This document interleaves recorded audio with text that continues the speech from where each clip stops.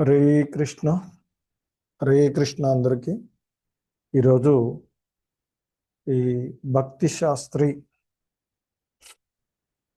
క్లాస్కి అందరికీ కూడా ఇస్కాన్ శ్రీ శ్రీ రాధా గోవింద ఆలయం కులై మంగళూరు కర్ణాటక తరపున స్వాగతం సుస్వాగతం. హరే కృష్ణ. ఓం జ్ఞానతిమిరాంధస్య జ్ఞానాంజనశలాకయా చక్షుర్మిలితం యేన తస్మై శ్రీగురవే నమః. శ్రీచైతన్యమనోభీష్టం స్థాపితం యేన భూతలే స్వయం రూపః కదా మహ్యం దదాతి స్వపదాంతికం. వందేహం శ్రీగురో శ్రీయుతపదకమలం శ్రీగురూన్ వైష్ణవాంశ శ్రీరూపం సాగ్రజాతం సహగణ రఘునాథాన్వితం తం సజీవం సాద్వైతం దూతం పరిజన సహితం కృష్ణ చైతన్యదేవం శ్రీ రాధా కృష్ణ పాదాన్ సహగణ లలితా శ్రీ విశాఖాన్వితాంశ. నమో ఓం విష్ణుపాదాయ కృష్ణప్రేష్టాయ భూతలే శ్రీమతే భక్తి వేదాంత స్వామిన్యతి నామినే. నమస్తే సారస్వతే దేవి గౌరవాణి ప్రచారిణే నిర్విశేష శూన్యవాది పాశ్చాత్యదేశతారిణే. జయ శ్రీ కృష్ణ చైతన్య ప్రభు నిత్యానంద శ్రీ అద్వైత గదాధర శ్రీవాసాది గౌర భక్త వృంద. హరే కృష్ణ కృష్ణ కృష్ణ హరే హరే, హరే రామ రామ రామ హరే హరే. హరే కృష్ణ. సో ప్రభుజీస్ మాతాజీస్, లాస్ట్ క్లాస్లో ఎక్కడి దాకా చెప్పుకున్నాము అనేటువంటి విషయం ఎవరికైనా గుర్తు ఉన్నదా? హరే కృష్ణ. హరే కృష్ణ ప్రభుజీ. 4వ చాప్టర్ లో 15 శ్లోకం దాకా చెప్పుకున్నాం ప్రభు. హరి బోల్. సో ఈ 4వ అధ్యాయమైనటువంటి దివ్య జ్ఞానము అనేటువంటి ఈ అధ్యాయం. సో దీనిలో మొదట ఆ దివ్య జ్ఞానమైనటువంటి దాని యొక్క పరంపరాగతమైనటువంటి ఆ అంశాలను మొదట్లో ఆ దేవదేవుడైనటువంటి శ్రీకృష్ణ భగవానుల వారు తెలియచేసినటువంటి అంశము చూసాము. అంటే ఆయన చెప్తారు, ఏవం పరంపరా ప్రాప్తం ఇమం రాజర్షయో విదుహు అంటూ. సో ఈ దివ్య జ్ఞానం ఏదైతే ఉందో అది శ్రీకృష్ణ భగవానుడి ద్వారా సూర్యదేవుడైనటువంటి వివస్వానుడికి, తదుపరి మానవుల తండ్రి అయినటువంటి మనువుకి, ఆయన నుండి వివస్వానుడి నుండి, ఆ తర్వాత ఇక్ష్వాక రాజుకి, శ్రీరామచంద్రుడి యొక్క వంశంలో ఉన్నటువంటి ఇక్ష్వాకుడికి అది తెలియచేయబడింది. సో ఆ విధంగా పరంపరాగతంగా ఆ దివ్య జ్ఞానము అందించబడింది అని. ఆ తర్వాత శ్లోకాలలో శ్రీకృష్ణ భగవానుడి యొక్క దివ్యత్వము, అవతార మార్గాన్ని మనము ఆ భగవంతుడు అర్జునుడికి వివరించడం ద్వారా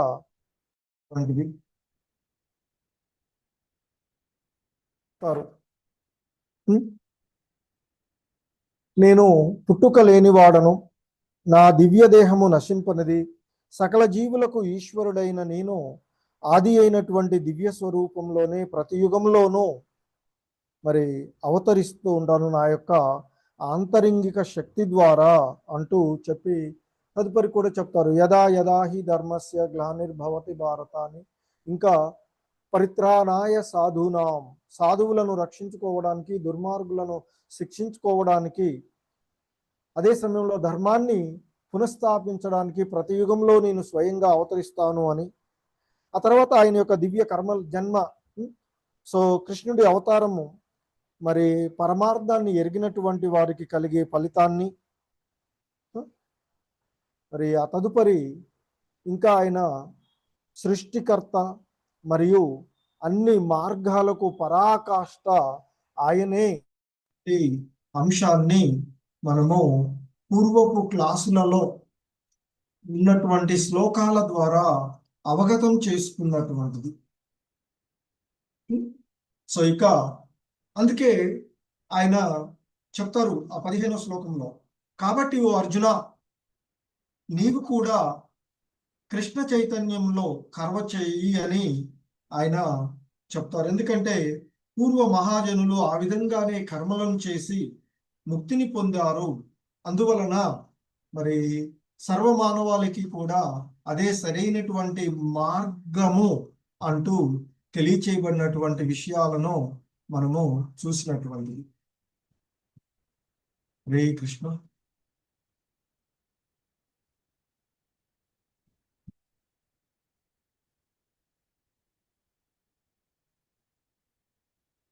మాతాజీ డిస్టర్బెన్స్ ఏం లేదుగా, క్లియర్గా వస్తుంది కదా? క్లియర్ గానే ఉంది ప్రభుజీ. హరే కృష్ణ. ఓకే, హరే కృష్ణ. సో శ్రీల ప్రభుపాదులు వారు మరి మనకి వారి యొక్క భాష్యాల ద్వారా కూడా ఈ విషయాలను మనం చూసుకున్నటువంటిది. కాబట్టి మన పూర్వ ఆచార్యులు, పూర్వ మహాజనులు ఏ విధంగా ఉన్నారో అదే విషయాలను మనం కూడా ఆచరించడం ద్వారా ముక్తిని పొందవచ్చు. అంటే మరి జీవుడి యొక్క పరమగమ్యమైనటువంటి ఆ భగవద్ధామమును చేరుకోవచ్చు అనేటువంటి విషయాలను చూసాము ఇప్పటి వరకు ఉన్నటువంటి ఈ శ్లోకాల ద్వారా.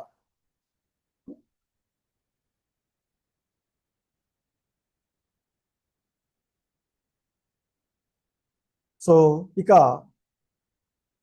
మరి ఈరోజు 16 నుండి 24 ఆ తదుపరి శ్లోకాలలో వివిధ రకాలైనటువంటి అంశాలను మనము చూడబోతూ ఉన్నటువంటిది. హరే కృష్ణ. ముఖ్యంగా ఆ 16వ శ్లోకంలో మనకి ఆ జ్ఞానం అనేటువంటి వేదిక పైన కర్మ యొక్క అవగాహన అనేటువంటిది 16 నుండి 24 శ్లోకాలలో కర్మయోగం, ఆ కర్మలు ఏంటంటే మెయిన్గా జ్ఞానము అనేటువంటి ప్రాతిపదికన ఫర్ జ్ఞాని. సో ఆ జ్ఞాన ప్రాతిపదికన, జ్ఞాన వేదిక పైన కర్మ యొక్క అవగతము అనేటువంటి అంశాలను ఇక్కడ చూడవచ్చు. ముఖ్యంగా 16 మరియు 17 శ్లోకాలలో ఆ కర్మగతులను అవగాహన చేసుకోవడము చాలా కష్టము అనేటువంటి విషయము. ఎందుకంటే బుద్ధిమంతులు కూడా ఈ కర్మల విషయంలో మరి అవగాహనలో భ్రాంతి చెంది ఉన్నారు. ఏంటంటే ఏది కర్మ అంటే ఏమిటి, మరి వికర్మ అంటే ఏమిటి, అకర్మ అంటే ఏమిటి అనేటువంటి అవగాహన చేసుకోవడంలో జ్ఞానులైనటువంటి వాళ్ళు కూడా మరి కొన్నిసార్లు గందరగోళం, అంటే పండితులు, జ్ఞాని ఇక్కడ అనేటువంటిది బుద్ధిమంతులు, జ్ఞాని లేదా పండితులు అనేటువంటి వారు కూడా భ్రాంతి నొందుతూ ఉన్నారు. కాబట్టి ఓ అర్జున, నేను ఇప్పుడు నీకు కర్మ అంటే ఏమిటి, అకర్మ అంటే కర్మ రాహిత్యము అంటే ఏమిటి, అలాగే వికర్మ అంటే నిషిద్ధ కర్మ అంటే ఏమిటి అనేటువంటి వాటిని గురించి నీకు తెలియచేస్తాను. ఆ విషయాలను సరిగా అవగాహన చేసుకున్నటువంటి వాడు మరి ఈ భౌతికమైనటువంటి బంధనముల నుండి, అంటే శుభాలు అశుభాలు అనేటువంటి ఆ బంధనాల నుండి విముక్తి పొందుతాడు అర్జున అంటూ దేవదేవుడైనటువంటి శ్రీకృష్ణ భగవానుల వారు తన యొక్క మిత్రుడు, భక్తుడు, శిష్యుడు అయినటువంటి అర్జునుడుకు బోధిస్తూ ఉన్నటువంటి అంశాలను మనము ఈరోజు చూస్తూ ఉన్నటువంటి, ముఖ్యంగా కృష్ణ చైతన్య ప్రమాణం. సో ఏమిటి మరి కృష్ణ చైతన్య ప్రామాణికము అంటే, మనకి ప్రభుపాదులు వారు వివరిస్తూ ఉన్నట్లుగా, పూర్వ ఆచార్యులు తెలియచేస్తూ ఉన్నట్లుగా, మన కర్మలు మన గత ఆచార్యుల మహాజనుల గురు పరంపర ఆచరణకు అనుగుణంగా ఉండాలి. అదే మనకి మరి ఈ కృష్ణ చైతన్య మార్గము మనకి బోధిస్తూ ఉన్నటువంటి అంశము. సో ఇక్కడ మనకి మహాజనులు అనేటువంటి విషయాలను మనం చూసినట్లయితే, అంటే మనకి కొన్ని ప్రామాణికాలను, శాస్త్ర ప్రామాణికాలను వాళ్ళు అనుసరిస్తూ వాటిని అవగాహన చేసుకొని ఆత్మానుభూతిని పొంది ఆ విషయాలను అవగాహన చేసుకొని వాటిని ఆచరించినటువంటి వాళ్ళు ఎవరైతే ఉన్నారో వారు మహాజనులు. సో ఎవరు మరి భగవద్గీత ప్రకారంగా ఈ మహాజనులు అనేటువంటి వాళ్ళు నిరంతరము ఆ భగవంతుని యొక్క భక్తియుత సేవలో నిమగ్నమయ్యేటువంటి వారు, నిరంతరము ఎలాగైతే భగవద్గీత మనకు చెప్తున్నారు, సతతం కీర్తయంతో మాం, నిరంతరము ఆ భగవంతుని యొక్క ధ్యాస యందే ఉండేటువంటి వాళ్ళు, కృష్ణ చైతన్య మార్గాన్ని అనుసరిస్తూ పూర్వ ఆచార్యులను మన యొక్క మనం చేసే ప్రతిదీ కూడా కృష్ణ సంబంధమైనటువంటి వాటిలో నిమగ్నం చేసుకునేటువంటి వాళ్ళు మహాజనులు. అయితే మనకి శాస్త్రాలలో ఒక 12 మహాజనులను మనకి సూచిస్తూ ఉంది.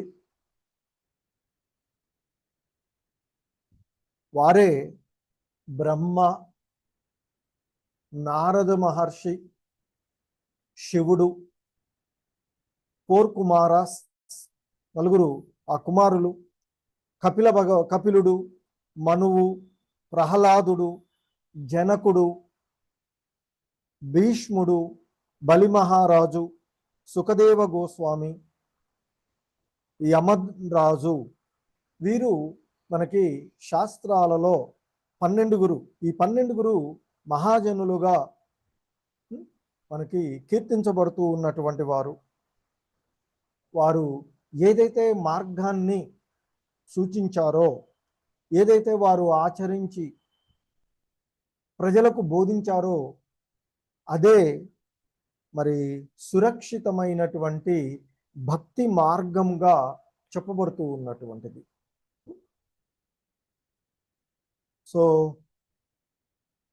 ఇక కర్మ, వికర్మ, అకర్మ అనేటువంటి అంశాలలో ఈ కర్మ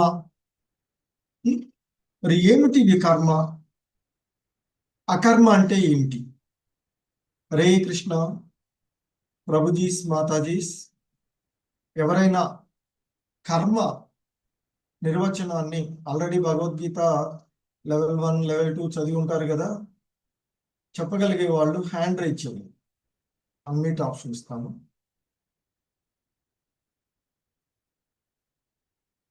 శశికళ మాతాజీ అన్మ్యూట్ చేస్తాను. హరే కృష్ణ ప్రభుజీ. మాతాజీ, కర్మ అంటే శాస్త్రానుసారంగా ప్రామాణికంగా చెప్పింది చేసేది కర్మ. వికర్మ అనేది శాస్త్రానికి. హరే కృష్ణ. కర్మ వరకు అడిగాను మాతాజీ. ఓకే, చాలు. హరే కృష్ణ. వైఎస్ లక్ష్మి మాతాజీ, వికర్మ.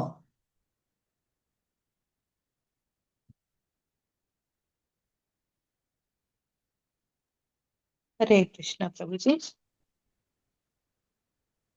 హరే కృష్ణ ప్రభుజీ, ప్రణామం ప్రభుజీ. మాతాజీ చెప్పండి. వికర్మ అంటే శాస్త్ర విరుద్ధమైన పనులు చేయటం ప్రభుజీ. హరే కృష్ణ. వెంకటరమణ ప్రభు.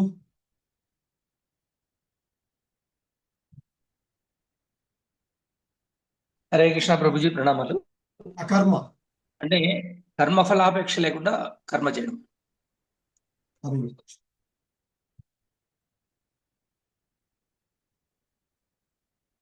సో కర్మలకు వికర్మలకు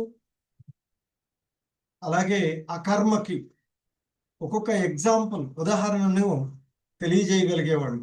హరే కృష్ణ. రాజ్యలక్ష్మి ఓకే తీసేసారు. ఓకే, హరే కృష్ణ. సో ఇక్కడ మనకి శ్రీకృష్ణ భగవానుల వారు అర్జునుడితో, ఇప్పుడు నేను నీకు కర్మ అంటే ఏమిటి, వికర్మ అంటే ఏమిటి, మరి అకర్మ అంటే ఏమిటి అనేటువంటి విషయాలను గురించి తెలియచేస్తాను. ఇవి తెలుసుకున్నటువంటి వాడు ఈ సుఖ దుఃఖాలు, లాభ నష్టాలు అనేటువంటి ద్వంద్వాల నుండి, అనగా ఈ సంసార బంధనాల నుండి విముక్తులవుతారు అనేది ఆయన ఇక్కడ తెలియచేస్తూ ఉన్నటువంటి. అలాగే ఇంకా అంటాడు, కర్మయందు అకర్మ మరియు అకర్మయందు కర్మను గాంచువాడు మానవులలో బుద్ధిమంతుడవుతాడు. అట్టివాడు అన్ని రకాలైనటువంటి కర్మల యందు నియుక్తుడైనను అతడు ఆధ్యాత్మికమైనటువంటి స్థితిలోనే ఉన్నవాడు అవుతాడు. అంటే మరి ఇక్కడ కర్మ అంటే ఇంతకుముందు మాతాజీ చెప్పినట్లుగా శాస్త్ర ప్రకారంగా, శాస్త్ర ప్రామాణికంగా మనం చేసేటువంటి విధి కర్మలు, చేసేటువంటి పనులను కర్మలుగా చెప్తూ ఉంటాము. ఉదాహరణకి మన యొక్క గృహస్థ ధర్మము ఉందనుకోండి. గృహస్థ ధర్మంలో సాధారణంగా ఏం చేయాలి, మన యొక్క విధులను మనం సక్రమంగా నిర్వర్తించాలి. అవే యజ్ఞం అవుతుంది. దాన ధర్మాలు చేయడము, నిజాయితీగా జీవించడము, అదే మనము గృహస్థ ధర్మం. అలాగే బ్రహ్మచారి ఆశ్రమ ధర్మం ఉంటుంది, మరి వానప్రస్థ సన్యాస ఆశ్రమ ధర్మం. వాళ్ళు మన వాటిని అనుసరించి మనం చేసేటువంటి కర్మలు. ఇక వికర్మలు ఏవైతే పనులు శాస్త్రం నిషేధించబడినదో, శాస్త్రాలలో వాటిని చేయకూడదు అని చెప్తూ ఉంటుంటారో అటువంటి పనులు చేస్తే అవి వికర్మలు అవుతాయి. అంటే శాస్త్రాలలో సూచించబడినటువంటివి లేదా శాస్త్రాలలో నిషేధింపబడినటువంటి కర్మలు ఏవైతే ఉన్నాయో అవి వికర్మలుగా చెప్తారు. ఉదాహరణకి హింస, జీవహింస, ఇతరులకు ఇక్కడ హింస అంటే ఒక ప్రాణం తీసేసి పొడిచి ప్రాణం తీసేయడం ఒకటే కాదు, మానసికంగా ఏ విధంగా అంటే ఒక జీవి యొక్క జీవన విధానాన్ని కలత చెందించేటువంటి ఏది చేసినా అది హింస అవుతుంది అని చెప్తారు. మనకి భగవద్గీతలో మనకి కృష్ణ భగవానుల వారు చెప్పినటువంటి ఆ దైవీ లక్షణాలలో అహింసగా ఉండడము అంటే ఏ జీవికి కలత నొందించక ఉండడం, వినయం, విధేయత, అహింస, సత్యనిష్ట, ఇవన్నీ కూడా దైవీ లక్షణాలుగా చెప్తూ ఉంటుంటారు కదా. సో కాబట్టి శాస్త్ర విరుద్ధమైనటువంటి, శాస్త్రాలలో నిషేధించబడినటువంటి పనులు ఏవైతే ఉన్నాయో అవి వికర్మలుగా చెప్పబడేవి. హింసించడము, ఇతరులను, మత్తు పదార్థాలను స్వీకరించడము, అక్రమ సంబంధము, జూదం. మనకి ఉదాహరణ సింపుల్ గా చెప్పాలంటే 4 రెగ్యులేటివ్ ప్రిన్సిపల్స్ ని పాటించకపోతే అది వికర్మలే అవుతాయి. అందుకే మనకి శ్రీల ప్రభుపాదుల వారు జపంతో పాటు ఆ వికర్మలు చేయకుండా ఉండడానికే, మన జీవనాన్ని సక్రమమైనటువంటి మార్గంలో నడుపుకోవడానికే మనకి మన ఆచార్యులు మనకి సరైనటువంటి క్రమంలో మనం జీవించడానికే ఇచ్చినటువంటి. సో ఇక అకర్మ.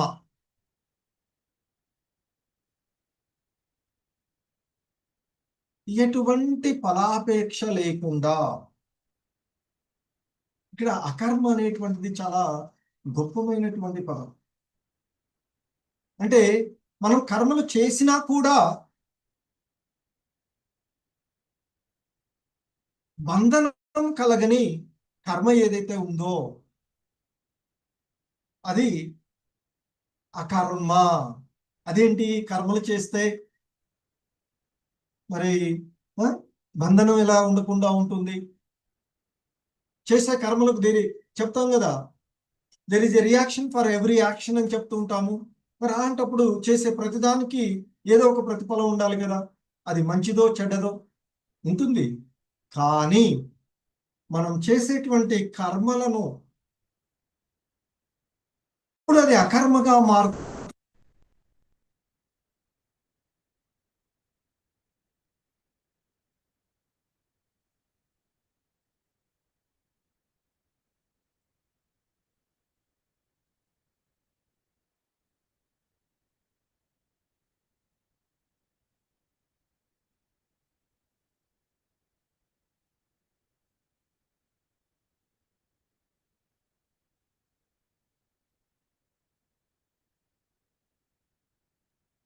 ప్రభుజీ వాయిస్ రావటం లేదు.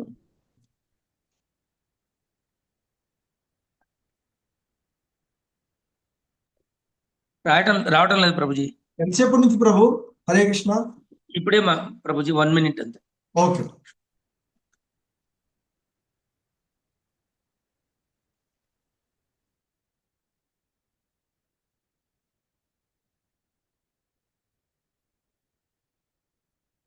హరే కృష్ణ. స్వప్న మాతాజీ మీకు కోహోస్ట్ ఇచ్చాను కదా. హరే కృష్ణ ప్రభుజీ. నెట్వర్క్ ఇష్యూతో మధ్యలో ఒకసారి నెట్వర్క్ పోయేసరికి కోహోస్ట్ పోయింది ప్రభుజీ. అదే Okay. అన్మ్యూట్ చేసుకోవడానికి రావట్లేదు, అందుకనే చెప్పలేకపోయా. ఓకే. హరే కృష్ణ. ఓకే. వికర్మ వినిపించిందా ప్రభు మాతాజీ? ఆ వికర్మ వినబడింది ప్రభు. అకర్మలు? అకర్మ కూడా కొంచెం వరకు వచ్చింది, జస్ట్ ఇప్పుడే ఒక 1 minute ముందు మాత్రం ప్రభుజీ. సో ఏ కర్మల ద్వారా అయితే బంధనాలు కలగవో ఆ కర్మలను మనము అకర్మలుగా చెప్పబడుతూ ఉన్నది. అంటే ఏ కర్మలనైతే మనం చేసేటువంటి పనులను కృష్ణ సంబంధంలో మరి చేస్తామో, ఆ కృష్ణ సంబంధంలో చేసినప్పుడు అవి అంటే కృష్ణుడి కోసం చేసేటువంటి సేవగా మనకు లభించినటువంటి ధనమైనా, మనకు లభించినటువంటి ఉద్యోగమైనా, మనకి ఉన్నటువంటి ఏదైనా, ఈ జీవనం ఏదైనా ప్రతిదీ కూడా సో కృష్ణుడి యొక్క తృప్తి కోసం, విష్ణు ఆ సర్వాంతర్యామి అయినటువంటి విష్ణువు కొరకు, సర్వానికి అధిపతి, సర్వానికి నియామకుడు అయినటువంటి ఆ భగవంతుని కొరకు, ఆ విష్ణువు కొరకు కర్మలను మనం ఆచరించినట్లయితే అది అకర్మ అవుతుంది. అటువంటి వాళ్ళు వైష్ణవులుగా చెప్పబడేది. అంటే ప్రతిదీ కూడా కృష్ణ సంబంధంలోనే చూస్తూ ఉంటారు. ఎందుకంటే మనం అలా చేయడం వల్ల మరి కర్మ ద్వారా వచ్చినటువంటి ఫలితాన్ని కృష్ణ సేవలో వినియోగించడం వల్ల ఆ కర్మ యొక్క చైతన్యం మారుతుంది అని చెప్తూ ఉంటుంటారు. అంటే ఏదైనా ఒక పని మనం చేస్తూ ఉన్నప్పుడు మనకు లభించినటువంటి అవకాశాన్ని, అది ఏదైనా ధనం లభించినా, లేకపోతే ఒక ఉద్యోగం వచ్చినా, లేదా ఒక అధికారం వచ్చినా, ఒక సేవ చేసేటువంటి అవకాశం వచ్చినా, అది నా గొప్పతనము అనేటువంటి భావన కాకుండా భగవంతుని యొక్క కృప వల్ల నాకు ఇది లభించింది, దీనిని నేను ఆయన తృప్తి కోసం చేస్తాను, అంతేకాని నా తృప్తి. అందుకే భగవద్గీతలో మనకి 3వ అధ్యాయంలో కూడా చెప్పబడింది, నీవు ఏది చేసినా, ఏది సమర్పించినా నాకు సమర్పించు. అంటే ఆ భగవంతుడికి ఏది లేక అని కాదు. ఎందుకంటే మొత్తాన్ని నియంత్రించేటువంటి వాడు, అంతటా వ్యాపించి ఉన్నటువంటి వాడికి ఏది అవసరం లేదు. కానీ ఎందుకు మరి ఆయన సంబంధంలో చేయమంటున్నారంటే మనల్ని ఉద్ధరించడానికి. సో కాబట్టి మనం చేసేది ఏదైనా కృష్ణ సంబంధంలో చేసినప్పుడు అది అకర్మగానే అవుతుంది. అంటే ఆ చేసేటువంటి కర్మల యొక్క ఫలము ఏది కూడా మనకి అంటదు. సో అందువల్ల కర్మని మార్చడానికి బదులుగా చైతన్యాన్ని మార్చాలి. అంటే మనం చేసేటువంటి కర్మలను కృష్ణ సంబంధంలో చేసినట్లయితే, కృష్ణ చైతన్యంలో మనం నిమగ్నమైనట్లయితే ఆ కర్మల యొక్క ఫలాలేవి కూడా మనల్ని తాకవు. సో అదే ముక్త స్థితి. ముక్తు పొందడానికి, పరమగమ్యాన్ని చేరుకోవడానికి ఉండేటువంటిది అదే. సో అందుకే మనకి అకర్మలో అంటే చెప్తుంటారు, ఆ కార్యాలలో అకార్యం అంటే కర్మలలో అకర్మ. ఎందుకంటే మనకి ఏంటి అకర్మ అంటున్నారు, కర్మలు చేస్తూనే అకర్మ అంటే ఏంటి అంటే, ఒక భక్తుడు పని చేస్తూ ఉన్నాడు, బోధిస్తూ ఉంటుంటాము, ఏదైనా చేస్తున్నాం, ఆలయ సేవలు చేస్తూ ఉంటారు, ఉద్యోగం చేస్తూ ఉంటారు. ఇవి చేసేవి ఎవరైతే కృష్ణ సంబంధంలో చేస్తూ ఉంటారో, అలా చేయడం వల్ల ఆ కర్మలలో అకర్మను, అలాగే అకర్మలలో కర్మను చూసినటువంటి వాళ్ళు అవుతారు. అటువంటి వాడే జ్ఞాని అని చెప్పబడుతూ ఉంటుంటారు.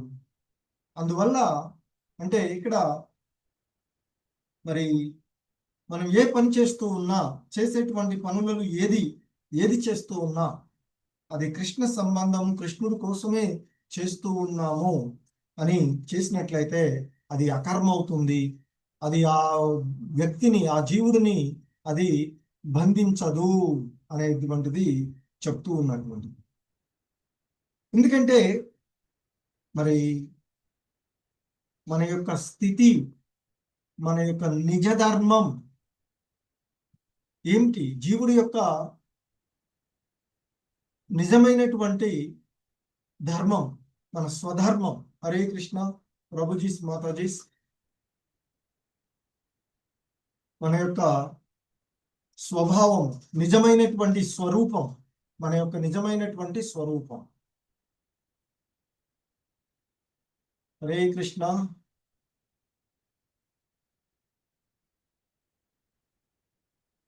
నాగలక్ష్మి మాతాజీ. హరే కృష్ణ ప్రభుజీ, ప్రణామం. భగవంతుని సేవలో ఉండటం ప్రభుజీ, ఆయన అంశలమని తెలిసి ఆయన సేవలో ఉండటం నిజమైన స్వభావం. హరే కృష్ణ. వైఎస్ లక్ష్మి మాతాజీ. భగవానుని యొక్క పాద సేవకులం మనం, అదే మన. హరే కృష్ణ. ఓకే మాతాజీ, ధన్యవాదాలు ఇద్దరికి. సో మన యొక్క నిజమైనటువంటి స్వరూపము జీవేర స్వరూపహయ కృష్ణేర నిత్యదాస. జీవేర స్వరూపహయ కృష్ణేర నిత్యదాస. జీవుని యొక్క అసలైన స్వరూపము శ్రీకృష్ణుని నిత్యదాసుడుగా ఉండడము. ఆ భగవంతుని యొక్క నిత్య దాసుడిగా ఉండడమే మన యొక్క మరి అంటే జీవుడి యొక్క అసలైనటువంటి స్వరూపము. అదే నిత్య దాస భావము. మనము ఆ భగవంతుని యొక్క దాసులము. కానీ ఆ విషయాన్ని మర్చిపోయి నిజమైనటువంటి యజమానికి బదులుగా మనల్ని యజమానత్వము, మనమే అధిపతులము, దీనికి నేను అధికారిని, ఇది నాది, దీన్ని నా నియంత్రణలో ఉంచుకోవాలి అనేటువంటి పరిస్థితులలో మనము ఆలోచించడం వల్లనే మనము ఈ భవబంధనాలలో చిక్కుకొని పోతూ ఉన్నాం. కారణం ఏంటంటే కోరికలు, కామం, ఇంద్రియ తృప్తి కోసం చేసేటువంటి ప్రయత్నాల వల్ల. సో అందుకే మనకి మరి ఇక్కడ 19వ శ్లోకంలో తదుపరి శ్లోకంలో చెప్తున్నారు జ్ఞానాగ్ని అని చెప్తూ ఉంటారు. అంటే మరి ఎవరైతే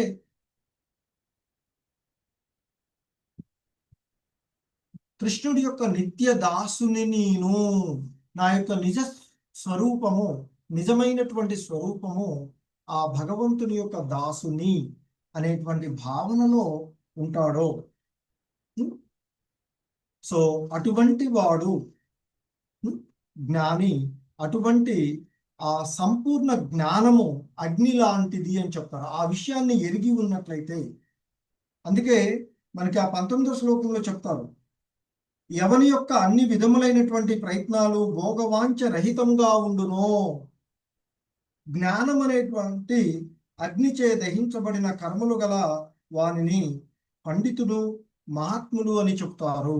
సో సంపూర్ణ జ్ఞానంలో ఉన్నటువంటి వాడు, అటువంటి ఆ సంపూర్ణమైనటువంటి జ్ఞానము అగ్ని లాంటిది అని చెప్తుంటారు. అగ్ని ఏ విధంగా అయితే కట్టెలను కాల్చివేస్తూ ఉంటుందో, అలాగే ఆ కృష్ణ తత్వజ్ఞానము, ఆ కృష్ణ చైతన్య జ్ఞానము మన యొక్క చైతన్యాన్ని కృష్ణ చైతన్యంలోనికి మార్చుకున్నప్పుడు కర్మ ఫలాలన్నింటినీ కూడా దహించి వేస్తుంది. ఎటువంటి ఫలాలు మనల్ని అంటవు అనేటువంటిది చెప్పబడుతూ ఉన్నట్టు.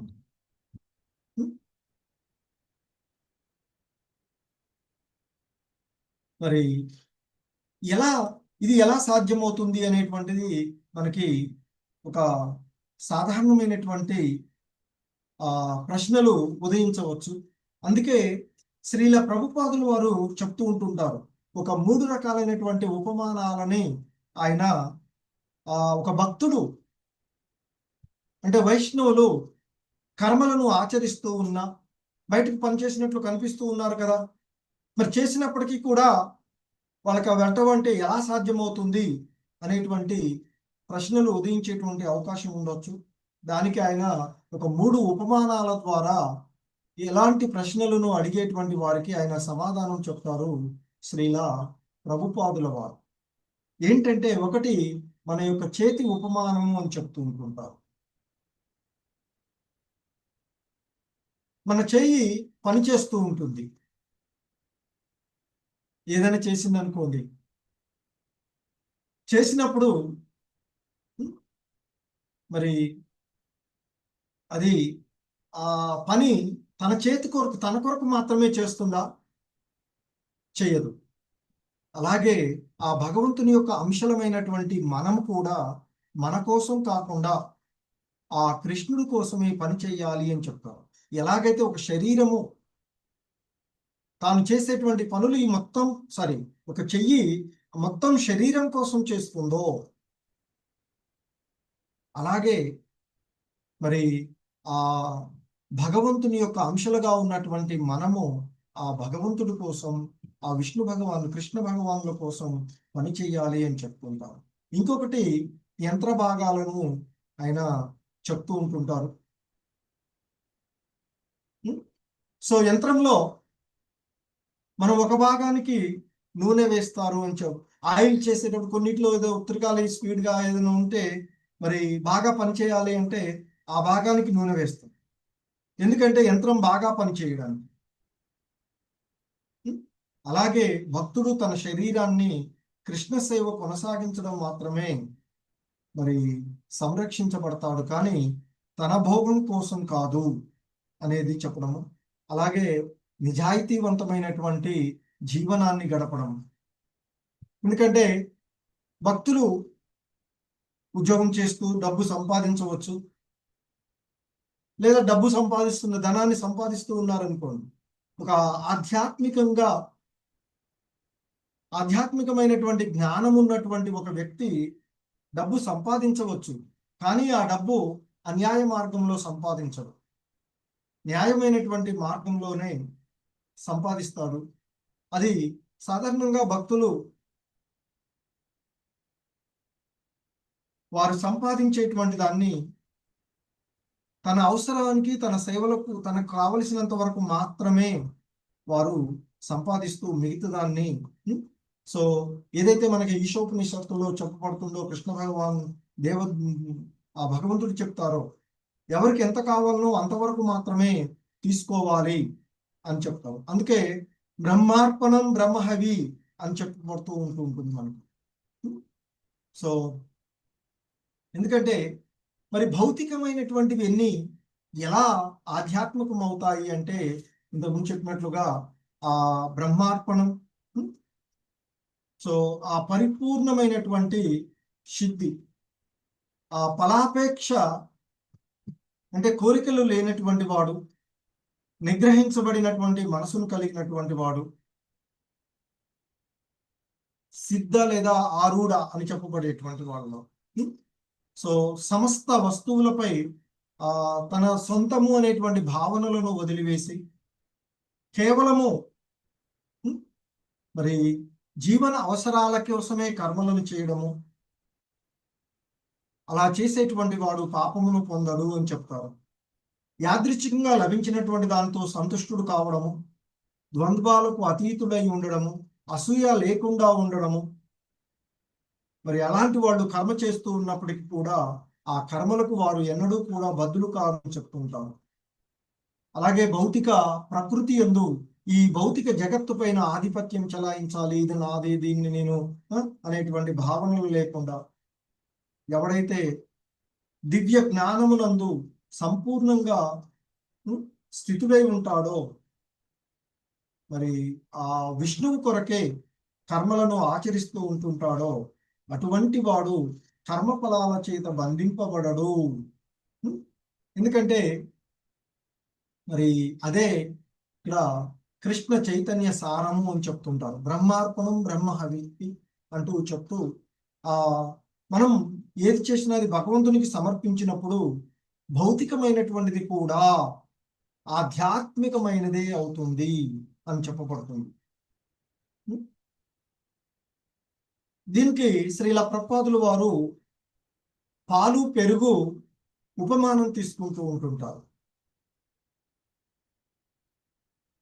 ఏంటంటే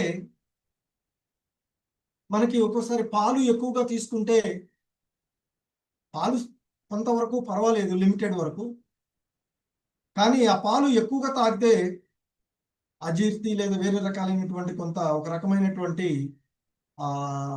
ఇబ్బంది అవుతూ ఉంటుంది, జబ్బు వచ్చింది. అదే పాలతో చేసినటువంటి పెరుగు ఆ జబ్బును తగ్గిస్తూ ఉంటుంది. అలాగే ఈ భౌతిక ప్రపంచం మాయా కారణంగా ఉంటుంది. అదే ఆ ప్రపంచాన్ని, ఈ మాయా ప్రపంచాన్ని కృష్ణ సేవలో వినియోగించుకుంటే అదే ముక్తికి కారణమవుతుంది. ఎలాగైతే పాలు ఇబ్బందిని కలిగించాయో, ఆ పాల నుండి వచ్చినటువంటి పెరుగు ఆ ఇబ్బందిని తొలగించినట్లుగా ఈ మాయాకు సంబంధించిన ఈ భౌతిక ప్రకృతి పైన మనం ఆధిపత్యానికి బదులుగా ఆ భగవంతుని సేవలో మనకు లభించినటువంటి ఈ భౌతికమైనటువంటి విషయాలను వినియోగించినట్లయితే అవి ఆధ్యాత్మికం అవుతుంది. సో ఇవి మనకి ఇవ్వబడేటువంటి అంశాలు. సో ఆధ్యాత్మిక చైతన్యంలో చేసేటువంటి యజ్ఞము మనకి ఆధ్యాత్మికమైనటువంటి లక్షణానికి దారితీస్తుంది అనేటువంటిది మనకి ఈ శ్లోకం చెప్తూ ఉన్నటువంటి అంశం. సో ఇంకా చూసినట్లయితే తదుపరి శ్లోకాలలో ఇంకా మనకి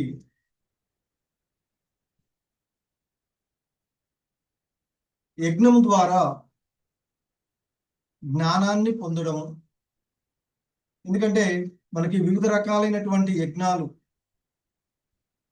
25 నుంచి 29 శ్లోకాల వరకు వివిధ రకాలైనటువంటి యజ్ఞాలను మనకి తెలియచేస్తూ ఉన్నటువంటి అంశాలను చూస్తాం మనం. ఎందుకంటే ముఖ్యంగా ఆ వివిధ రకాలైనటువంటి యజ్ఞాలు మనకి ఈ 25 నుండి 30 వరకు ఉన్నటువంటి శ్లోకాలలో ఆ వివిధ రకాలైనటువంటి యజ్ఞాలు వాటితో పాటు అయితే ఈ అన్ని రకాలైనటువంటి యజ్ఞాల యొక్క అంతిమ ఉద్దేశం ఒక్కటే అని చెప్తూ ఉంటుంటారు. ఏమిటంటే మనసును పవిత్రం చేసి కృష్ణ భక్తికి మనకి అర్హతనిచ్చేటువంటి అంశాలు. అంటే మనకు ఉన్నటువంటి వివిధ రకాల కర్మయోగం కానివ్వండి, జ్ఞానయోగం కానివ్వండి, అష్టాంగ యోగ విధానం కానివ్వండి, వివిధ రకాలైనటువంటి ఇవన్నీ కూడా భక్తి యోగానికి ఒక నిచ్చెన మెట్ల లాంటివి అని చెప్తూ ఉంటుంది. సో మనకి వివిధ రకాలైనటువంటి యజ్ఞాలలో సాధారణంగా ఆ కర్మకాండులు దేవతలను ఆరాధిస్తూ దేవతా యజ్ఞాలు చేస్తూ ఉంటుంటారు. మరి ఆ దేవతా యజ్ఞాల యొక్క ఫలితం మనకి ఏమొస్తుందంటే పుణ్యం కలుగుతుంది, స్వర్గప్రాప్తి వస్తుంది. కానీ ఆ పుణ్యమైన స్వర్గప్రాప్తి అయినా అవన్నీ కూడా తాత్కాలికము. ఎందుకంటే భగవద్గీత మనకు చెప్తారు, ఆ బ్రహ్మ భువనాల్లోక పునరావర్తినో అర్జున. అతమలోకమైనటువంటి పాతాళ లోకము నుండి అత్యున్నతమైనటువంటి లోకమైనటువంటి బ్రహ్మలోకము వరకు జనన మరణాలతో కూడినటువంటి లోకాలే. కాబట్టి మనం దేవతా యజ్ఞాలు చేసి దేవతలను అర్చించి, అందుకే మనకు చెప్తారు కదా, యాంతి దేవవ్రతాన్ దేవాన్ అంటూ దేవతలను ఆరాధించే వాళ్ళు దేవతాలోకాలకు వెళ్తారు, పితృదేవతలను ఆరాధించే వాళ్ళు పితృలోకాలకు వెళ్తారు, భూత ప్రేతాలను ఆరాధించే వాళ్ళు భూత ప్రేతాలలో పుడతారు. కానీ నా భక్తులు మాత్రమే నా యొక్క దివ్యధామం శాశ్వత ధామానికి వస్తారు అని చెప్తారు. కాబట్టి దేవతా యజ్ఞము భగవంతునికి చేసేటువంటిది కాదు. సో కనుక మరి ఎందుకు చేస్తారు అనేటువంటి దానికి కూడా మనకి ఇంత చెప్తారు. అవన్నీ వస్తే చూడు. ఎందుకంటే ఈ భౌతిక జగత్తులో స్వల్పంగా ఫలాలను పొందాలి అని దేవతా అర్చన జరుగుతూ ఉంటుంది. సో దేవతలు ఇచ్చేటువంటి ఫలితాలు ఏవి కూడా శాశ్వతమైనటువంటి ఫలాలను ఇవ్వవు. స్వర్గలోకానికి వెళ్ళడము, పుణ్యాలు రావడము, ఆ పుణ్యం ఉన్నంత వరకు పుణ్య ఫలాలను అనుభవించడం, అవి అయిపోగానే మన ఏటీఎం కార్డులో బ్యాంకులో బ్యాలెన్స్ దాచుకున్నట్టు అయిపోగానే మళ్ళీ జీరో అవుతాయి కదా. సో ఇక మరొక రకమైనటువంటి యజ్ఞాలు బ్రహ్మయజ్ఞం. అంటే ఆ నిర్విశేష సాధనము అని చెప్తారు. నిరాకారవాదులు ఏంటి, వీళ్ళు బ్రహ్మజ్యోతిలో లీనమైపోవాలి, ఇదే వాళ్ళ యొక్క అంతిమ లక్ష్యంగా ఉంటుంది. బ్రహ్మజ్యోతిలో లీనమవ్వాలి అనేటువంటి ప్రయత్నం చేస్తూ ఉంటుంటారు. సో కానీ వైష్ణవ సిద్ధాంతం ప్రకారం, గౌడీయ వైష్ణవ సిద్ధాంతం ప్రకారంగా ఇది కూడా పరిపూర్ణ గమ్యం కాదు. అది జస్ట్ లైక్ సూర్యుడి యొక్క సూర్యకాంతి మాత్రమే. ఇంకా ఆ మండలంలోకి సూర్యమండలం కూడా కాదు, సూర్యకాంతి మాత్రమే ఆ బ్రహ్మయజ్ఞము ద్వారా పొందేటువంటి ఫలితాలు. ఇంకా కొంతమంది మనకి బ్రహ్మచర్య యజ్ఞం చేస్తూ ఉంటారు. అంటే ఇది ముఖ్యంగా ఇంద్రియ నియంత్రణ కొరకు బ్రహ్మచర్యాన్ని పాటించుతూ గురుసేవ, వేదాధ్యయనము, వీటన్నిటి ద్వారా చిత్తశుద్ధి లభిస్తుంది అని చెప్తూ ఉంటుంటారు. అలాగే ఇక గృహస్థ యజ్ఞం అంటే మనోనియంత్రణ. ఇది పతాంజలి యోగ విధానము, లేదా ఇంద్రియ ఇలా ప్రాణవాయువును నియంత్రించడము. అంటే గృహస్థ జీవితం కూడా ఒక యజ్ఞమే అని చెప్తారు. అయితే ఆ యజ్ఞాన్ని కృష్ణ కేంద్రంగా ఏ కుటుంబంలో అయితే కుటుంబ సభ్యులందరూ కూడా కలిసి కృష్ణ సంకీర్తనంలో కృష్ణ కేంద్రంగా కలిసి ప్రార్థించేటువంటి కుటుంబాలు సుఖమయమైనటువంటి కుటుంబాలుగా చెప్తూ ఉంటున్నారు. సో కాబట్టి గృహస్థ జీవనం కూడా ఒక యజ్ఞమే. ఆ యజ్ఞం ఏం చేయాలంటే గృహస్థ జీవితంలో కృష్ణ కేంద్రంగా ఉండి ప్రసాద వితరణం చేయడము, అతిథులు సేవ చేయడము, హరినామ సంకీర్తనం చేయడము, దానం చేయడము, భక్తి సేవ, భక్తుల యొక్క సేవ. సో అలా చేసినప్పుడు ఆ గృహస్థ జీవితం కూడా యజ్ఞంగానే మారుతూ ఉంది. ఇంతకుముందు చెప్పుకున్నాం గృహస్థ ధర్మం యజ్ఞ యాగాదులు చేయడం అనేది. అలాగే అష్టాంగ యోగ విధానం, యమ నియమ ఆసన ప్రాణాయామ ప్రత్యాహార ధారణ, ఇలా మనకి మనకు ఉన్నటువంటి వివిధ రకాలైనటువంటి అంగాల ద్వారా చివరికి ప్రాణాయామం ద్వారా శ్వాసను నియంత్రిస్తూ ధ్యానం చేయడం. సో కానీ శ్రీల ప్రభుపాదులు వారు చెప్తూ ఉన్నట్లుగా కృష్ణ భక్తి యోగం ఏదైతే ఉందో మనం 6వ అధ్యాయంలో కూడా చూస్తాం. చివరికి భక్తి యోగము అన్ని యజ్ఞాల కంటే ఉన్నతమైనది. ఎందుకంటే ఇవన్నీ కూడా ఒక సిద్ధం చేసుకునేటువంటి, కానీ భక్తి యోగం మాత్రం నేరుగా భగవంతుని సేవతో కూడుకున్నటువంటిది కనుక అది అన్నిటికంటే ఉత్తమమైనది. కనుకనే కృష్ణ చైతన్యము శ్రేష్టమైనది. ఎందుకంటే కృష్ణ భక్తి కేవలం సాధన కాదు, భగవంతుని యొక్క ప్రత్యక్ష సేవ. అదే మనకి 28వ శ్లోకంలో చెప్పబడుతూ ఉన్నటువంటి అంశం. సో ఆ భగవంతుని యొక్క సేవ మనకి సద్గురువుల వల్ల, సద్గురువు కృప వల్ల లభిస్తుంది చెప్తారు. అలాగే ప్రాణాయామము మరియు భక్తుని యొక్క దృష్టి చూస్తే ప్రాణాయామము ఆయుష్ని పెంచవచ్చు, కానీ భక్తుడు ఎక్కువ కాలం జీవించడం కంటే కృష్ణ సేవలో జీవించడం ముఖ్యమని భావిస్తూ ఉంటుంటారు.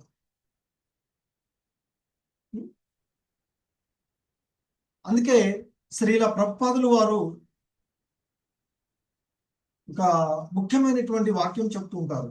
జీవవా మరవా సాధోహో, జీవవా మరవా సాధోహో అంటే భక్తుడు బ్రతికి ఉన్న మరణించి ఉన్న శ్రీకృష్ణుడికే చెందినవాడు. అందుకే భక్తుడు స్వర్గాలకు వెళ్ళాలి, లేదా ఇక్కడ స్వర్గంలో ఉన్నా నరకంలో ఉన్నా ఎక్కడున్నా అతడు ప్రతిదీ కృష్ణ సంబంధంలోనే ఉంటాడు. కాబట్టి ఎప్పుడు ఆ విధమైనటువంటి ఆనందాన్ని అనుభవిస్తూ ఉంటుంటారు.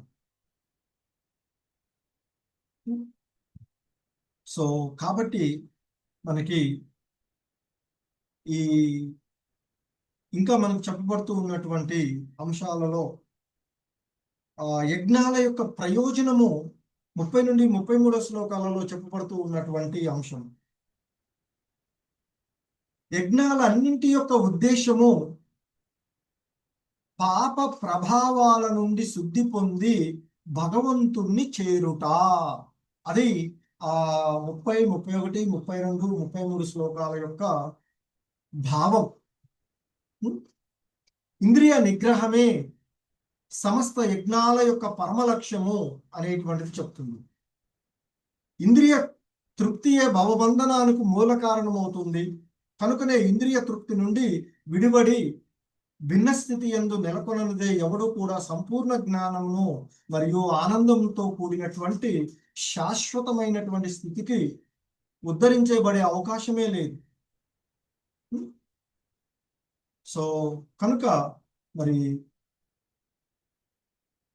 ఇక్కడ చెప్తూ ఉన్నట్లుగా మనకి యజ్ఞ నిర్వహింపకుండా ఎవడు కూడా ఈ లోకంలో కానీ లేదా ఈ జన్మలో నందు కానీ తర్వాత జన్మలో కానీ ఆనందంగా జీవించలేడు అని చెప్తూ ఉంటుంటారు.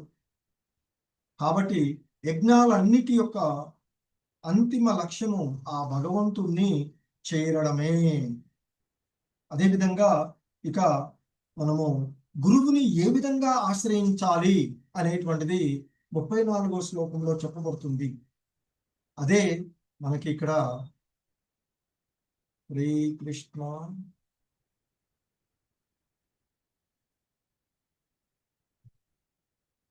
హరే కృష్ణ. ఈ శ్లోకం ఎవరికైనా గుర్తుందా? చెప్పగలరా ప్రభుజీస్ మాతాజీస్? చూడకుండా చెప్పగలిగే వాళ్ళు ఎవరికైనా గుర్తుంటే ఈ శ్లోకం తద్విద్ధి ప్రణిపాత శ్లోకం. హరే కృష్ణ. నాగలక్ష్మి మాతాజీ. హరే కృష్ణ ప్రభుజీ. 4.34 తద్విత్తి ప్రణిపాతేన పరిప్రశ్నేన సేవయా ఉపదేక్షంతి తే జ్ఞానం జ్ఞానినస్తత్వదర్శినః. హరే కృష్ణ.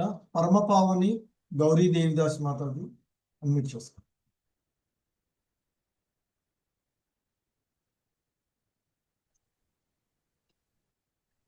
తద్విత్తి ప్రణిపాతేన పరిప్రశ్నేన సేవయా ఉపదేక్షంతి తే జ్ఞానం జ్ఞానిన సత్వదర్శినః.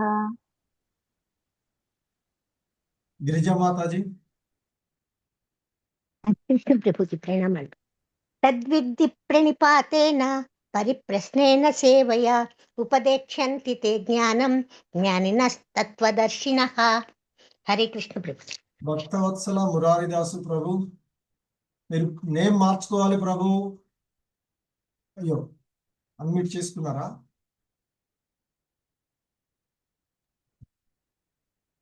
హరే కృష్ణ ప్రభుజీ, నాకు ఇచ్చారు అన్మిట్, చెప్పమంటారు. భాస్కరయ్య ప్రభు. హరే కృష్ణ.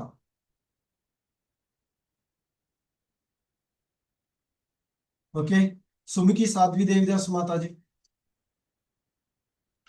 హరే కృష్ణ ప్రభుజీ. చెప్పమంటారా ప్రభు? చెప్పండి.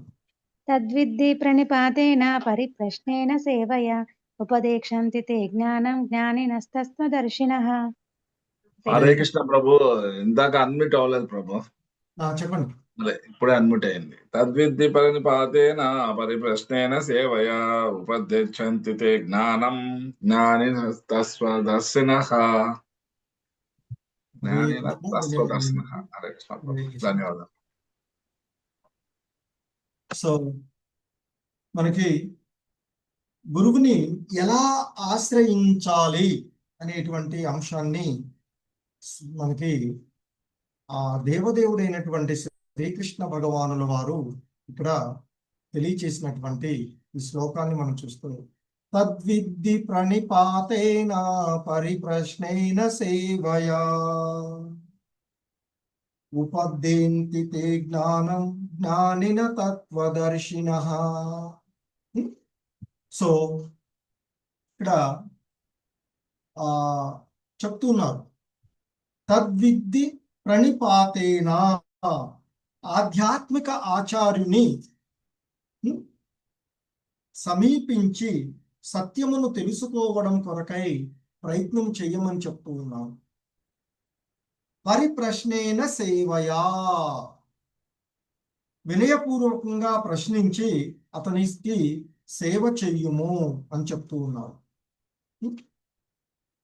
అలాగే ఉపదేక్ష్యంతి తే జ్ఞానం, ఆయన నీకు జ్ఞానోపదేశం చెయ్యగలడు.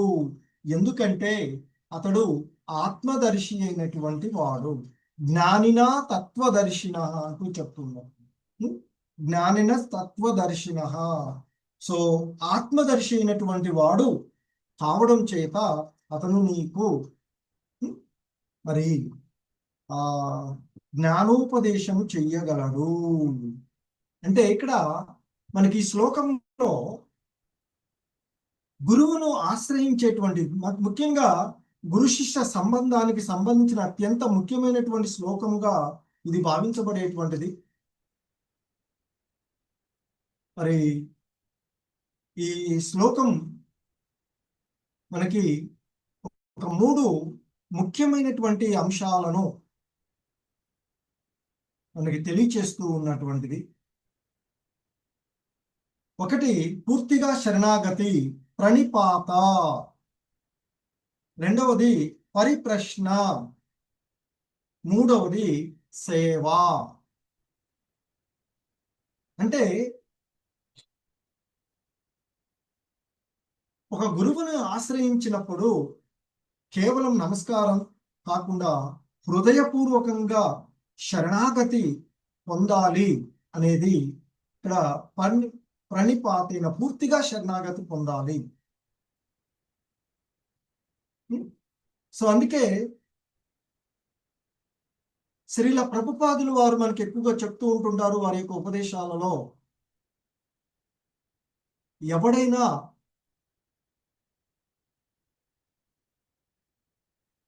గురువుని ఆశ్రయించేటప్పుడు ఒక ఖాళీ పలకలాగా, బ్లాంక్ స్లేట్ లాగా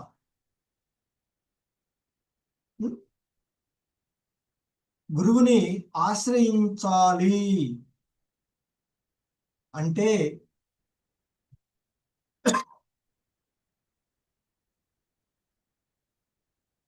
ఇప్పటి వరకు నేర్చుకున్నటువంటి అహంకారం మనకుంది, నాకు ఇది వచ్చు, నేను ఈ భక్తిలో ఇది చేయగలను అనేటువంటి ఇవన్నీ కూడా అహంకారాలన్నిటినీ కూడా పక్కన పెట్టి ఇక నుండి మీరు నన్ను నడిపించండి అనే వినయ భావంతో గురువుని ఆశ్రయించాలి అని చెప్తూ ఉంటుంటారు.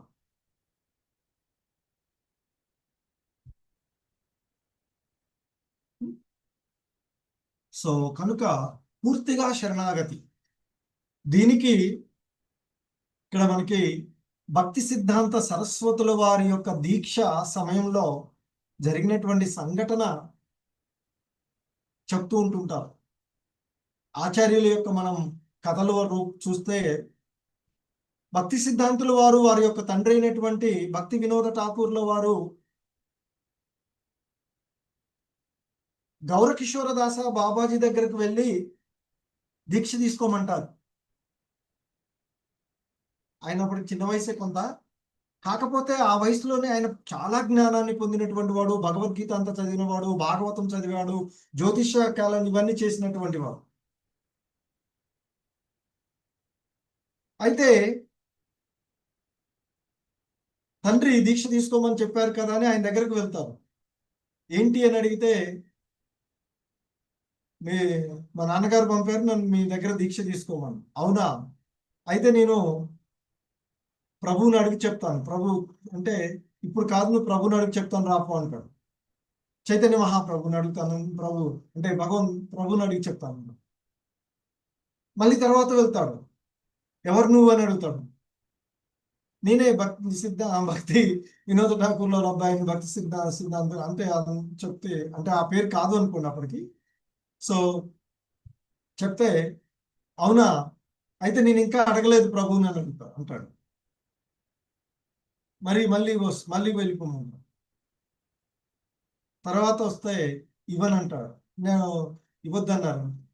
అప్పుడు నువ్వు నాకు దీక్ష ఇవ్వకపోతే నేను ఈ నదిలో దూకి చనిపోతానని మొరపెట్టుకుని గట్టిగా దీక్ష ఉంచుకొని కూర్చుంటాను.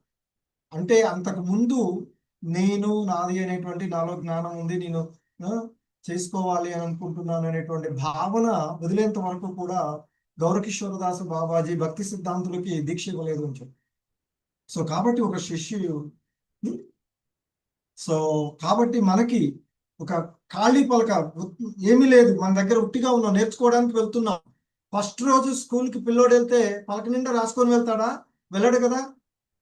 మనకు స్కూల్లో చిన్నప్పుడు తెలుస్తుంది, ఇప్పుడు ఉన్నాయో లేదు తెలియదు. ఒక పలక పట్టుకొని పోయేవాళ్ళం, స్లేట్ ఉండేవి. మేము చదువుకునేటప్పుడు అయితే ఒకటే పలక పట్టుకుని పోయేవాళ్ళం.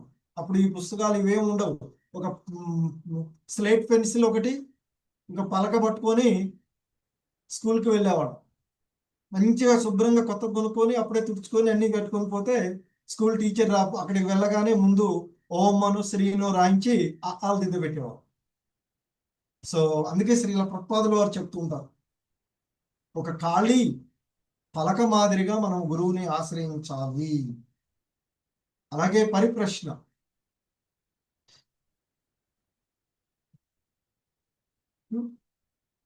సో ప్రశ్నలు అడగాలి, కానీ ఆ ప్రశ్నలు ఎలా ఉండాలి అంటే మన యొక్క ఆధ్యాత్మిక పురోగతికి దోహదపడేవై ఉండాలి, జిజ్ఞాసుతో ఉండాలి, అంతేకాని వాదించడానికి కాదు. కొంతమంది అడుగుతుంటారు, ఇది నా అభిప్రాయం ఇలా ఉంది, దీన్ని ఇలా. ప్రశ్నలు జరుగుతూ ఉంటే చూస్తూ ఉంటాం. 18 days ముఖ్యంగా జరుగుతూ ఉంటుంటాయి. కొంచెం లెవెల్ మారిన కాడ నుంచి కొద్దిగా తగ్గిపోతూ ఉంటాయి. చాలా చాలా రకాల ప్రశ్నలు అడుగుతూ ఉంటుంటారు, చూస్తూ ఉంటుంటాం. సో కాబట్టి ప్రశ్న అనేటువంటిది వాదించడానికి కాదు, జిజ్ఞాసతో అడగాలి, ఆధ్యాత్మిక పురోగతికి దోహదపడేటువంటి ప్రశ్నలాగా ఉండాలి. సో అందుకే శ్రీల ప్రభుపాదుల వారు మనల్ని హెచ్చరిస్తూ ఉంటుంటారు, అందానుసరణ కూడా తప్పే, బ్లైండ్ గా అనుసరించడం కూడా తప్పే అని చెప్తూ ఉంటుంటాం. అలాగని అహంకారంతో అడిగేటువంటి ప్రశ్నలు కూడా తప్పే అని చెప్తూ ఉంటాం. మరి ఇక మూడవ రకమైనటువంటి సూత్రం ఏంటంటే సేవ. ఒక గురువుకు శిష్యుడు చెల్లించేటువంటి నిజమైనటువంటి దక్షిణ సేవ.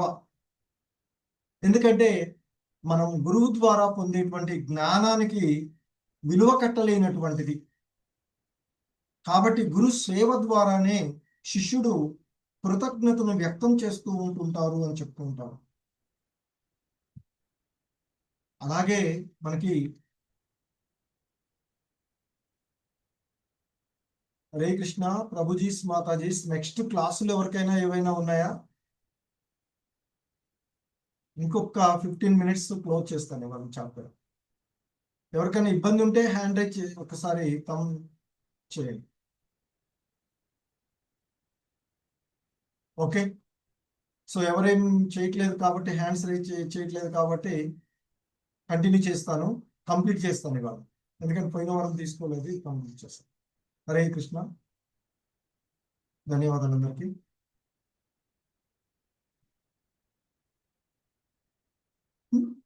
సో మరి ఒక గురువుని ఎలా ఆశ్రయించాలో మరి ఈ శ్లోకంలో చెప్పారు. శ్రీల ప్రభుపాదులు వారు వివరించినటువంటి అంశాలను మనము చూసాము. అయితే మరి గురువు ఏం బోధిస్తాడు అనేటువంటి అంశాలు మనకి 35, అలాగే ఆ బోధనల యొక్క ఫలితాలు ఎలా ఉంటాయి అనేటువంటిది 36 నుండి 38 శ్లోకాలలో మనం చూడవచ్చు. సో గురువు మనకి కేవలం సిద్ధాంతం మాత్రమే చెప్పడు. మన అసలు స్వరూపాన్ని, మనమేమిటి, మనం ఎలా ఏంటి అనేటువంటి విషయాలను మనకి గురువు తెలియచేసేటువంటి వాడు. సో అంటే ఇక్కడ గురువు ద్వారా పొందేటువంటి జ్ఞానము, ఎందుకంటే అతడు ఆత్మదర్శులైనటువంటి వాడు కనుక ఆ గురువు ద్వారా పొందేటువంటి జ్ఞానం దివ్య జ్ఞానం. ఆ దివ్య జ్ఞానం ఎందుకంటే మనకి గురువు ద్వారా పొందుతుందంటే గురు పరంపరలో వచ్చినటువంటి కృష్ణ భగవానుల వారి నుండి ప్రారంభమైనటువంటిది. ఇవాళ మనకు ఉన్నటువంటి భక్తి వేదాంత స్వామి శ్రీల ప్రభుపాదుల వారు 32వ ఆచార్యులు మన బ్రహ్మ మధ్వ గౌడీయ వైష్ణవ సాంప్రదాయ విధానంలో వారి యొక్క అంశాలను చూస్తూ ఉన్నాం మనం. సో కనుక మనకి గురువు ఏం బోధిస్తాడంటే, గురువు కేవలం మనకి సిద్ధాంతం మాత్రమే బోధించదు, మన అసలు స్వరూపాన్ని మనకి తెలియచేసేటువంటి విషయాలను బోధిస్తాడు. ఏంటి మరి మన అసలు విషయం అంటే, జీవుడు కృష్ణుడి యొక్క నిత్యదాసుడు అని తెలుసుకునే విధంగా, అలా జ్ఞానం వచ్చే విధంగా మనకి గురువు యొక్క బోధనలు ఉంటాయి. కనుక మరి గురువు యొక్క బోధనల ద్వారా మోహం తొలగిపోతుంది అని చెప్పబడుతుంది. మనకి మోహం కలగదు. సో మోహం కలగకుండా ఆ బంధనాల నుండి బయటపడేటువంటి మార్గాన్ని, మనకి పవిత్రమైనటువంటి దృష్టిని, అంటే సమస్త జీవులు పరమాత్ముని యొక్క అంశలే అని తెలుసుకునే విధంగా ఆ గురువు ఇచ్చేటువంటి జ్ఞానం మనకి ఆ మోహాన్ని తొలగిస్తుంది అని చెప్తూ ఉంటారు. అలాగే గురువు ద్వారా పొందినటువంటి జ్ఞానం ఏదైతే ఉందో అది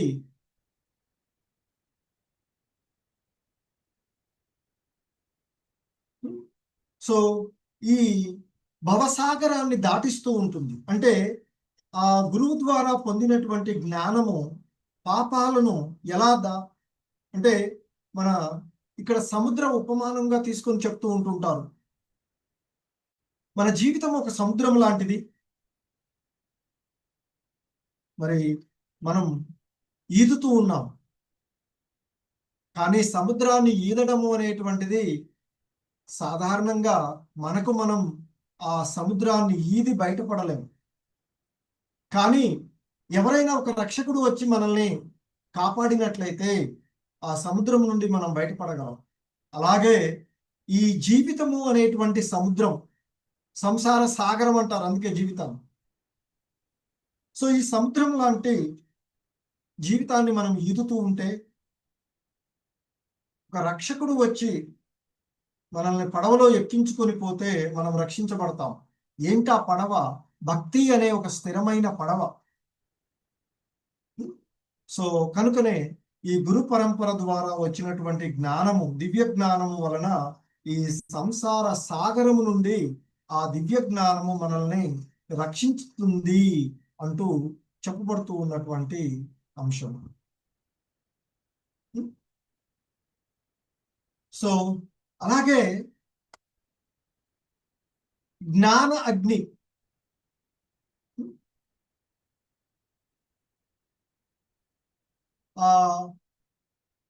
ఎలాగైతే అగ్ని కట్టెలన్నింటినీ దహించి బూడిద మిగులుస్తుందో, అలాగే ఈ జ్ఞానాగ్ని, కృష్ణ తత్వ జ్ఞానం ఏదైతే ఉందో పాపకర్మలన్నింటినీ కూడా దహనం చేస్తుంది అని చెప్పబడుతూ ఉన్నటువంటిది.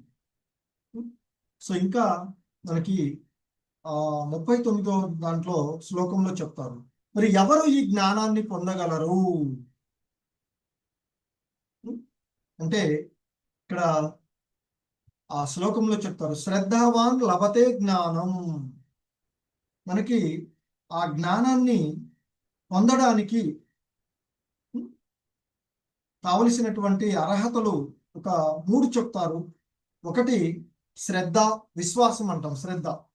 రెండవది ఇంద్రియ నిగ్రహము. మూడవది గురువు ఆదేశాల పట్ల విధేయత. గురువు ఆదేశాల పట్ల విధేయతను కలిగి ఉండడము అని చెప్తూ ఉంటుంటారు.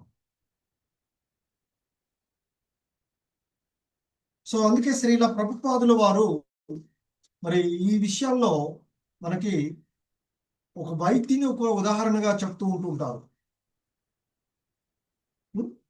ఎందుకంటే ఒక రోగి వైద్యుడిపై విశ్వాసం ఉందని చెబుతూనే మందులు తీసుకోకపోతే లేదా సూచనలను పాటించకపోతే ఆ విశ్వాసము ఉపయోగం ఉండదు. అలాగే గురువు చెప్పిన సాధన ఆచరించడం ద్వారానే జ్ఞానం లభిస్తూ ఉంటుంది అని చెప్తుంటారు. సో కాబట్టి గురువు ఏవైతే బోధనలను మనకు బోధిస్తూ ఉన్నారో వాటిని ఆచరించడం ద్వారా, విని వదిలేయడం కాదు, వాటిని ఆచరించినప్పుడే మనకి ఆ దివ్య జ్ఞానము లభిస్తుంది అని చెప్తూ ఉంటుంటారు. సో మరి ఎవరు ఆ జ్ఞానాన్ని పొందలేరో కూడా తదుపరి శ్లోకాల్లో చెప్తూ ఉంటుంటారు. కాబట్టి శాస్త్ర జ్ఞానం లేనటువంటి అజ్ఞానులు, శాస్త్రాల శ్రద్ధ లేనివాడు, సంశయాత్మక స్వభావం కలిగి ఉన్నటువంటి వాడు, వీరు ఆ జ్ఞానాన్ని, దివ్య జ్ఞానాన్ని పొందలేడు అనేటువంటిది చెప్పబడుతూ ఉన్నటువంటిది. ఇక చివరిగా మనకి చెప్తూ ఉన్నటువంటి అంశాలను మనం చూసినట్లయితే, అజ్ఞానాన్ని జ్ఞాన ఖడ్గంతో నరికివేయాలి అని చెప్తూ ఉన్నారు చివరి 2 శ్లోకాలలో. ఎందుకంటే 41వ శ్లోకంలో చెప్తారు, ప్రతిచర్య లేని కర్మ, కర్మయోగం ద్వారా కర్మఫలాలన్నింటినీ త్యజించి భక్తి యోగమునందు వర్తించువాడు, దివ్య జ్ఞానం చేత సందేహములను నశింప చేసుకున్నవాడు, ఆత్మజ్ఞానమునందే స్థితుడైనటువంటి వాడు, కర్మఫలముల చేత బంధింపబడడు అర్జున అంటూ, ఓ ధనంజయ అంటూ చెప్తూ ఉంటుంటారు. సో ఇక చివరిగా చెప్తారు, లెమ్ము లేసి యుద్ధం అందుచేత అజ్ఞానము వలన నీ హృదయంలో కలిగినటువంటి తస్మాదజ్ఞాన సంభూతం హృత్సం జ్ఞాన సినాత్మనః చిత్వైనం సంశయం యోగమాతిష్టోత్తిష్ట భారత. సో కాబట్టి అందువల్ల అజ్ఞానం వల్ల నీ హృదయంలో కలిగినటువంటి సందేహాలను జ్ఞానము అనేటువంటి ఖడ్గం ద్వారా ఛేదించి వెయ్యి, యోగ సమన్వితుడవై యుద్ధం చేయడానికి లేవయ్యా ఓ అర్జున అంటూ ఈ అధ్యాయంలో చివరి శ్లోకంలో ముగించినటువంటి అంశాన్ని చూస్తాం. అంటే అజ్ఞానాన్ని జ్ఞానము అనేటువంటి ఖడ్గంతో నరికివేయాలి అని చెప్తుంటారు. అందుకే అర్జునుడితో అంటూ ఉన్నారు, నీ హృదయంలో నీ సందేహాలను జ్ఞాన ఖడ్గంతో నరికివేసి నీ యొక్క కర్తవ్యాన్ని నిర్వర్తించు అని చెప్తున్నాం. అందుకే జ్ఞానము అనేటువంటిది కేవలం చదవడానికి కాదు, వినడానికి మాత్రమే కాదు, అది ఆచరించడానికి. అందుకే అర్జునుడు అంటున్నాడు, లేసిని విన్నాడు, ఇప్పటి వరకు అర్జునుడికి బోధించారు, బోధించి మరి జ్ఞానాన్ని ఆచరించమని చెప్తున్నారు. సో కనుక లేచి నీ యొక్క ధర్మమైనటువంటి, నీ యొక్క యుద్ధయుక్త ధర్మమైనటువంటి యుద్ధం చేయవయ్యా అర్జున అంటూ చెప్తూ ఉన్నాను. సో ఇక్కడ శ్రీల ప్రభుపాదుల వారు మనకు చెప్తున్నారు, therefore we have formed this society and we invite all sincere souls to take part in the society and become a spiritual master and preach this science all over the world. There is a great necessity of the knowledge. So వీటన్నిటి ఆయన న్యూయార్క్లో మాట్లాడుతూ ఉన్నటువంటి సందర్భంగా ఈ దివ్య జ్ఞానాన్ని ప్రచారం చేయడానికి వందల కొలది ఆధ్యాత్మిక ఆచార్యులు అవసరమయ్యారు. అందుకే ఇప్పుడు ప్రపంచవ్యాప్తంగా శ్రీల ప్రభుపాదులు వారు తయారు చేసినటువంటి ఆచార్యులు మనకి ఉన్నటువంటి.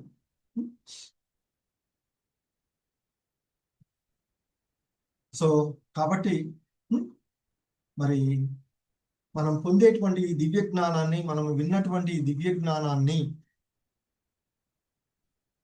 విని వదిలివేయడమే కాకుండా ఆచరిస్తూ ఆచరణాత్మకమైనటువంటి విధానం మనకి అవసరము అని చెప్తూ ఉంటున్నారు. కనుకనే మరి ముఖ్యంగా మనకి ఈ అధ్యాయం యొక్క సంగ్రహం చూసినట్లయితే, సారాంశంగా మొత్తం చూసినట్లయితే ఒక 10 అంశాలుగా మనం చెప్పుకోవచ్చు. చాలా ఉన్నాయి. ముఖ్యమైనటువంటి భగవద్గీత శాశ్వతమైన గురు పరంపర జ్ఞానము. ఏదైతే భగవద్గీత మనం యథాతథం, మనం చాలా చాలా అదృష్టం. శ్రీల ప్రభుపాదులు వారు భగవద్గీత యథాతథము అనేటువంటి దివ్య గ్రంథాన్ని మనకు అందించారు.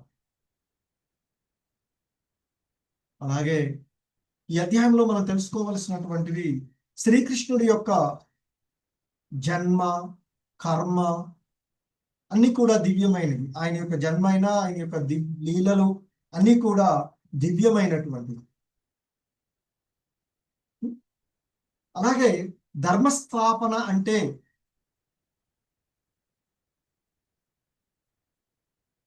మరి ఈ జీవులను కృష్ణ శరణాగతిలో నిలపడమే ధర్మ సంస్థాపన. ధర్మబద్ధంగా జీవించడం అంటే మన యొక్క స్వధర్మాన్ని, మన యొక్క నిత్య స్వరూపాన్ని తెలుసుకోవడం. అలాగే భగవంతుని యొక్క ప్రధాన అవతార ఉద్దేశాలు భక్తులను రక్షించడం, పరిత్రాణాయ సాధూనాం అంటూ చెప్పినట్లుగా.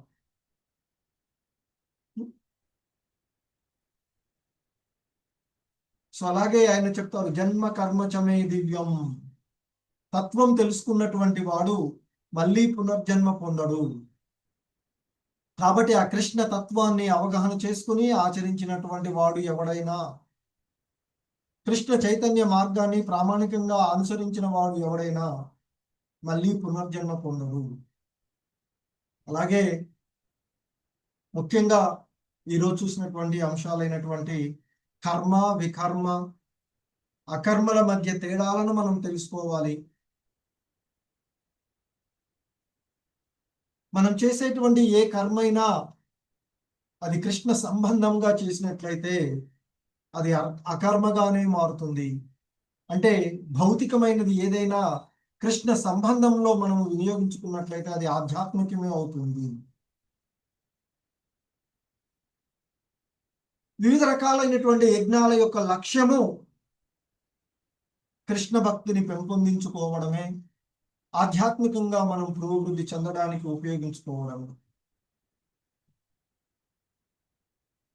ఒక ప్రామాణికమైనటువంటి గురువుని సంపూర్ణ శరణాగతితోనూ, పరిప్రశ్నలతోనూ, సేవతోనూ ఆయనను ఆశ్రయించాలి. అదే భగవంతుడు మనకి తద్విద్ది ప్రణిపాతైన శ్లోకంలో చెప్పినటువంటి అంశం. మరి శ్రద్ధ, గురుభక్తి, ఆచరణ ద్వారా దివ్య జ్ఞానం లభించి జీవితము పరిపూర్ణమవుతుంది.